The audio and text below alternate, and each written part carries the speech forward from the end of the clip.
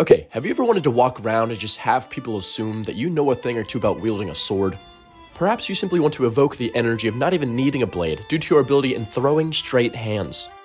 Well, I'm going to help you do that with nothing but a single spare t-shirt to add a pretty cool piece to your wardrobe or Ren Fair chest, a weird little thing I like to call mossy hand wraps. So when you have your chosen spare t-shirt, all we're focusing on is the sleeve right here. What you're going to want to do is cut across this seam line separating the sleeve from the t-shirt. The difference in whether you cut inside or outside the line is mostly aesthetic, but it's worth mentioning that keeping the seam across the edge will usually keep the wraps from fraying, but doing so does sacrifice some flexibility in the sleeve. At the end of the day though, this isn't that important and you can adjust all of this depending on the size of your wrists or the stretchiness of your fabric. But when you're all done, they should look a little something like this.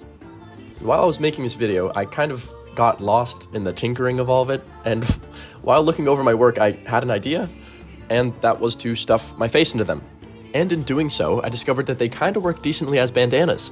Size-wise, these are going to be so unpredictable, and I think I just have a small head, but I found that I can also put my hair up in them. So if you don't want to poke a hole in the sleeves and just look like a pirate, you can just stop here, there you go. Anyways, now that your sleeves are cut, you want to lay the longer edge across your wrist and find a thumb spot to poke a hole in. From here on, it's super simple, and all you have to do is wrap the remaining fabric around your wrist as if you're tying your hair up with a hair tie.